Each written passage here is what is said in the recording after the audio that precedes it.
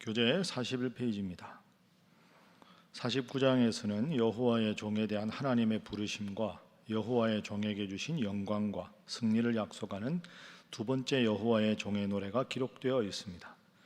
여호와의 백성은 은혜의 때와 구원의 날에 여호와의 종인 메시아를 통하여 보호와 인도를 받게 될 것이며, 여호와께서는 바벨론 포로 생활의 두려움 가운데 있던 유다 백성들을 기억하시고 반드시 구원하여 주실 것을 약속하십니다.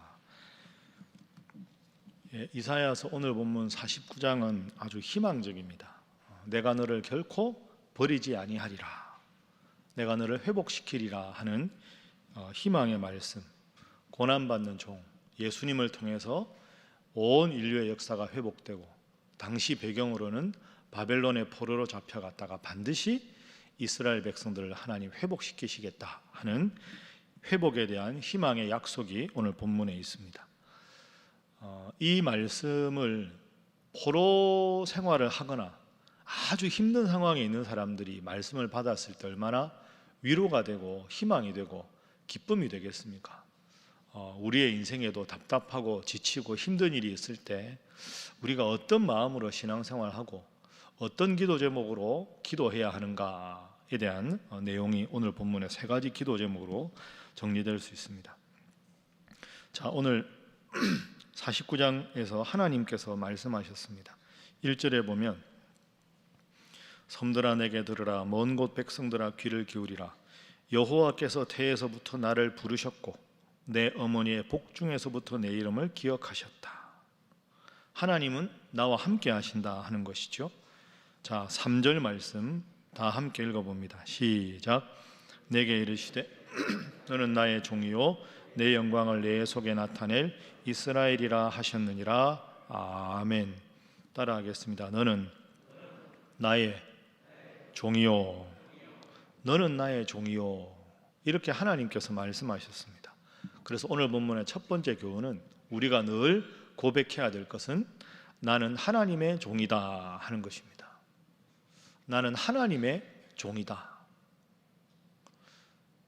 나는 하나님의 종이다 하는 딱 짧은 이 한 문장에서 종이라는 단어가 포인트가 아닙니다. 하나님의 종이다 하는 하나님이 포인트입니다. 내가 하나님 자녀인데 왜 종이지? 이렇게 읽으면 안 되고, 여러분, 사람은 살아갈 때 보면 모든 사람들은 누군가의 혹은 무엇인가의 종으로 살아갑니다. 무언가의 종노릇 하지 않는 사람은 한 사람도 없습니다. 부모님들이 자녀만 바라보고 살아가는 경우가 있죠. 그러면 자녀의 종이 되는 겁니다. 나는 너무 힘들고 어려운데 내 아들, 내 딸 잘 키우는 거, 그거 하나가 내 인생의 목표다. 관계도 안 좋고 힘들고 어려워도 자식을 잘못 키우라는 게 아니라 자식의 종으로 살아가는 사람이 있고, 부모의 종으로 살아가는 사람이 있고, 다 컸지만 엄마 말씀만 잘 들어야 된다 하는 마마보이로 살아가는 사람은 엄마의 종이 되는 거죠. 대학생이 돼도 요즘에 대학생들 수강 신청할 때 엄마가 해주는 경우가 있거든요. 대학은 자기가 듣고 싶은 강의를 선택하는 게 대학생 아닙니까? 그런데 취업 잘 되려면 점수 잘 주는 교수 밑에서 수업을 들어야 된다. 자기들끼리 정보 교환해가지고. 그게 무슨 어리석은 짓입니까? 대학생 아들, 딸을 엄마가 강의를 대신 듣게 한다. 그 자녀는 엄마의 종입니다. 사람의 종만이 아닙니다. 돈의 종으로 살아가는 경우도 있죠. 돈이면 다 되는 겁니다. 그죠? 돈이라면 원수 지는 거 아무 문제가 없다, 이렇게 생각하는 사람도 얼마나 많습니까? 여러분, 오징어 게임이라는 드라마가 요즘 엄청나게 유행이죠. 초등학생들도 그걸 본다는데요, 그거 엄청 끔찍하고 잔인하거든요. 그 오징어 게임의 주제는 한마디로 현대인은 돈의 종이다, 그게 주제입니다. 제가 이번 주 설교할 때 오징어 게임으로 설교를 하려고 지금 좋은 거를 다 준비했는데요, 사람 목숨보다 중요한 게 돈이지요. 내가 이 게임에서 지면 죽을 수 있다, 죽어도 좋다, 저 돈 따면 난 그게 더 낫겠다, 나 죽어도 좋으니 돈을 따겠다, 그게 오징어 게임의 가장 중요한 주제입니다. 한 명당 1억씩에서 456억 원을 게임의 최후의 승리자가 따는 것이거든요. 그 과정에서 일어나는 해프닝이 오징어 게임의 줄거리입니다. 불쌍한 거죠. 돈의 노예인 겁니다. 그리고 어떤 사람은 남의 시선의 노예이기도 하고, 어떤 사람은 자기 자존심이 제일 중요합니다. 자기 자존심을 세우는 것만 집중하면 자존심의 종이 되는 거고, 어떤 사람은 열등감의 종이 되는 거고, 누군가의 무엇인가의 종으로 살아갑니다. 그런데 하나님이 오늘 말씀하시는 너는 나의 종이다. 이 말은 하나님께서 내 삶의 주인이라고 고백하면 하나님이 인생을 책임져 주신다 하는 겁니다. 왜 종입니까가 아니라 종일 수밖에 없는 인간이 하나님의 손에 있을 때가 가장 행복하다. 이게 오늘 본문의 대전제입니다. 내가 너를 책임지겠다. 포로로 잡혀가도 너를 회복시키겠다. 죄로 죽을 수밖에 없는 인간이지만 독생자 예수님을 보내서 너희를 회복하겠다. 왜? 내가 너를 책임지는 너는 나의 종이기 때문에. 이게 얼마나 위대한 복음인지 모릅니다. 여러분, 힘들고 어려워도 내 삶의 1순위가 하나님이다. 하나님이 내 삶의 주인이시다. 내가 하나님 앞에만 바로 서면 하나님이 내 모든 인생을 주인이 종의 삶을 책임지듯이 책임지신다. 이 거룩한 자존감으로 내 주인은 하나님이다.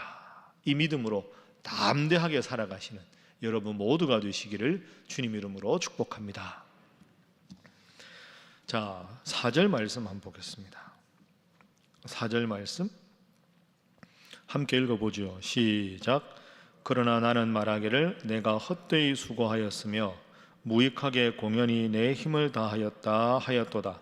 참으로 나에 대한 판단이 여호와께 있고 나의 보응이 나의 하나님께 있느니라. 아멘.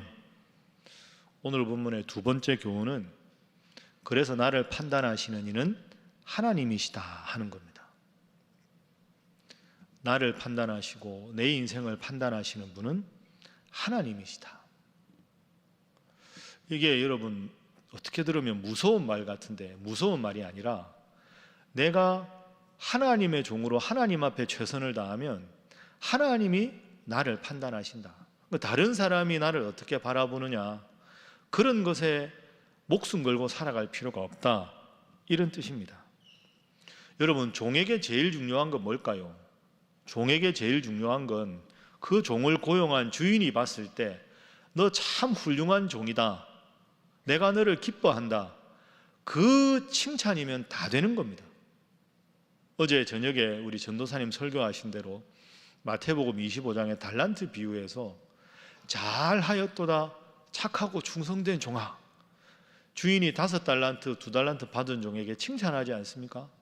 그 칭찬이면 다 된 겁니다. 종에게 제일 중요한 건 주인의 칭찬을 받는 것이지 제3자가 그 종을 어떻게 평가하는가는 하나도 중요하지 않습니다. 그래서 3절에서 너는 나의 종이라, 이 고백을 들은 이스라엘 백성들이 어떻게 생각해야 되느냐? 참으로 나에 대한 판단이 여호와께 있고 나의 보응이 나의 하나님께 있느니라. 나를 판단하시는 이는 하나님이시다. 여러분, 이 마음이 우리 속에 있어야 합니다. 혹시 신앙생활 하다가나 아니면 사회생활 하시다가 다른 분들이 여러분을 오해할 때가 있죠. 그 마음이 힘듭니다. 다른 사람들이 자꾸 잘못된 소문을 나에 대해서 퍼뜨리면. 그리고 살아가다가 내가 스트레스 받고 힘든 일이 있는데 다른 사람들이 나를 자꾸 뭔가 문제가 있는 사람으로 바라보는 것처럼 느낄 때 힘듭니다. 다 하소연하고 내 속을 다 보여주면 좋겠는데 또 그럴 수는 없잖아요, 사회생활이라는 게. 그럴 때 이 4절이 얼마나 위로가 됩니까? 나에 대한 판단은 하나님께 있다. 하나님이 내 마음을 알아주시면 그것으로 위로를 받으라. 이것이 오늘 4절의 의미가 됩니다. 여러분, 그래서 이것은 무서운 게 아닙니다. 하나님이 내 마음을 보시면 너 죄가 많구나, 이런 뜻이 아니고요. 다른 사람 내 마음을 알아주지 못하고 때로는 오해하고 따가운 시선으로 나를 바라보아도 내 마음을 하나님이 알아주신다면 나는 그것으로 만족한다. 이 마음이 있어야 우리가 이 세상에서 당당하게 살아갈 수 있다는 거죠. 사도 바울 보십시오. 나는 부귀에 처해도 괜찮고 빈부에 처해도 괜찮다. 다른 사람이 나를 어떻게 보느냐가 아니라 나는 하나님 앞에서 스스로 만족한다. 나는 그 어떤 경우에도 자족의 비결을 배웠다. 이 얼마나 위대한 고백입니까? 여러분, 그렇습니다. 이 고백이 여러분 모두의 고백이 될 수 있기를 주님 이름으로 축복합니다. 코로나 때문에 얼마나 힘드십니까? 코로나 블루라고 얼마나 우리 주위에 스트레스 때문에 우울증도 생기고 불면증도 생기고 힘든 일도 생기고 엎친 데 덮친 격으로 참 많이 힘드시죠? 하나님은 내 마음을 아신다. 내가 환경이 이렇게 바뀌어도 여전히 하나님은 나를 사랑하신다. 하나님은 나를 지키신다. 이 마음이면 되는 거죠. 죄송한데 이게 이제 목회하다 보면 참 이럴 때 힘들거든요. 저 교회는 저 프로그램 하는데 왜 우리는 저거 안 합니까? 뭐 이래야 되지 않습니까? 저래야 되지 않습니까? 그 교회에 대한 발전적인 제안은 참 필요한 겁니다. 그러나 그 모든 걸 의견을 수렴해서 우리 교회를 향한 하나님의 뜻이 무엇인가를 분명하게 깊이 묻고 그걸 깨달아서 그대로 우직하게 가는 것은 담임 목사의 역할입니다. 경청은 하되 최종적인 판단은 당회를 통해서 하나님께서 정말로 우리 교회에 원하시는 게 무엇인가 그걸 결정해 나가는 거죠. 그런데 지금은 참 그런 결정이 어렵습니다. 뭐 위드 코로나 이야기를 하는데 예배당이 몇 %가 언제 개방될지, 언제부터 본당 예배가 편안하게 될지 한 치 앞을 내다보지 못하는 상황에서 다양한 요구가 들어올 때 그 모든 다양한 요구를 한 마음으로 끌어내는 것이 리더의 역할이죠. 그래서 담임 목사가, 목회자가, 당회 구성원인 장로님들이 힘든 겁니다. 앞이 뿌연 상황에서 정책적으로 하나를 결정해 나간다는 것이 쉬운 일이 아니죠. 그래서 여러분들이 목회자를 위해서 기도해야 하고 장로님들 위해서 기도해야 합니다. 이럴 때 저는 담임 목사로 저를 버티게 하는 가장 중요한 힘이 4절입니다. 하나님은 나를 아신다. 아무리 힘들어도 새벽에 나오고 녹화를 하고 새벽기도 녹화를 해서 새벽기도 안 나와도 되지만 항상 정한 시간에 혼자라도 나와서 목양실에서 기도하고 하나님께서 신일교회를 향한 뜻이 무엇입니까? 무엇을 원하십니까? 그 마음에 제가 변함이 없다면 저는 이런저런 말들이 생겨도 의연하게 대처할 수 있습니다. 왜? 4절 때문에 나에 대한 판단이 하나님께 있다. 여러분, 이게 제 개인적인 이야기를 여러분에게 자꾸 들려드리려고 하는 게 아닙니다. 여러분도 똑같습니다. 그 어떤 어려움에도 나는 여전히 하나님을 향한 사랑의 마음이 있다. 내 삶의 중심에는 여전히 하나님의 말씀이 기준이 된다. 내가 힘들고 어려울 때 어떻게 해야 될지 모를 때는 기도하고 결정한다. 그런 가장 근본적인 신앙의 자세가 변함이 없으면 하나님께서 여러분의 삶을 친히 인도하실 줄로 믿습니다. 이게 우리의 거룩한 자존심입니다. 나는 무슨 일이 있어도 새벽에 나와서 하나님 앞에 기도하고 시작한다. 얼마나 멋진 모습입니까? 이런 모습 평생 간직하셔서 주인이신 하나님께 영광을 돌리는 여러분 다 되시기를 주님 이름으로 축복합니다. 그랬을 때 하나님은 우리에게 약속을 해주십니다. 자, 7절 말씀 한번 보죠. 자, 7절 말씀입니다. 함께 읽어봅니다. 시작.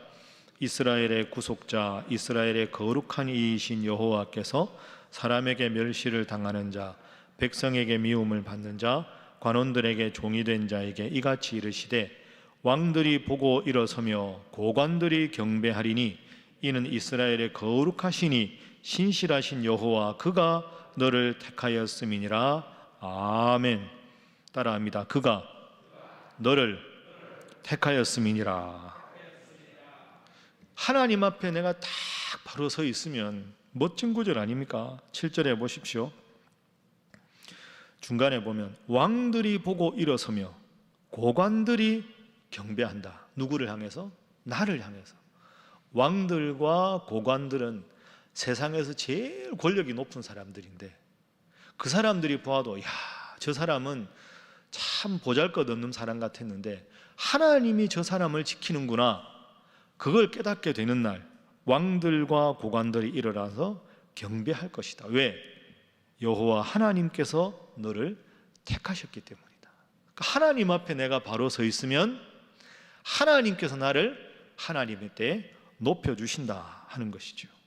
그 위대한 약속이 15절 16절에도 나옵니다. 15절 보십시오. 여인이 어찌 그 젖먹는 자식을 잊겠으며 자기 태에서 난 아들을 긍휼히 여기지 않겠느냐. 그런데 설령 아이를 낳은 어머니가 아이를 잊을지라도 나는 너를 잊지 아니할 것이라. 여러분 믿습니까? 모성애가 제일 중요하고 소중한 사랑인데 엄마가 아기를 잊어도 나는 너를 잊지 않겠다. 16절 말씀. 내가 너를 내 손바닥에 새겼다. 멋진 말씀 아닙니까? 따라합니다. 내가 너를 내 손바닥에 새겼다. 손바닥은 제일 자주 보는 곳. 여기 새겼다는 건 지워지는 게 아니라 영원히 새겼다. 그러니까 하나님은 늘 내가 세수할 때도 손을 보고 뭘 집어도 손을 보는데 내 가장 가까운 곳에서 영원히 너의 이름을 기억하겠다. 그러면 이 위대한 고백을 우리가 복을 받으려면 첫 번째 기도 제목대로 하나님, 제가 하나님의 종입니다. 제 삶의 주인은 하나님이십니다 하는 고백이 변함만 없으면 언젠가 하나님은 나를 높여주시고 손바닥에 새기시고 늘 나를 주목하신다. 여러분 힘들고 어려워도 이 약속이면 우리가 이겨나갈 수 있지 않겠습니까? 하나님의 오늘 49장의 이 약속이 여러분에게 주신 약속으로 믿고 꼭 마음판에 이 구절들을 새겨서 힘들고 어렵지만 하나님 때문에 승리하는 여러분 다 되시기를 주님 이름으로 축복합니다. 기도하겠습니다. 하나님, 저는 하나님의 종입니다. 이 고백으로 나를 판단하실 분은 하나님이시니 하나님 책임져 주시는 인생 되어 승리에 하나님 믿고 나가서 하나님 때문에 행복하고 하나님 때문에 회복되고 하나님 때문에 높아지는 저희의 인생이 되게 하여 주시옵소서. 그런 우리 신일교회 되게 하여 주시옵소서. 여러분 위해서 기도하시고 특별히 이제 내일 새벽 7시에 우리 내년을 위한 정책당회가 있습니다. 올해를 바라보며 반성하고 특별히 내년 교회 주제 표 내년에 해야 될 사역에 대해서 정책을 결정하는 모임입니다. 내일 정책당에 하나님 은혜 가운데 온 목회자와 장로님들이 두 가지, 첫 번째 기도하면서 두 번째 한 마음으로 정책당에 잘 마치고 내년도 하나님 앞에 영광 돌리는 우리 신일교회 될 수 있도록 여러분 모두가 오늘 내일 간절히 기도해 주시기 바랍니다. 다 함께 주님 앞에 기도하겠습니다. 주여 믿습니다. 주여 믿습니다. 주여 믿습니다. 하나님 감사합니다.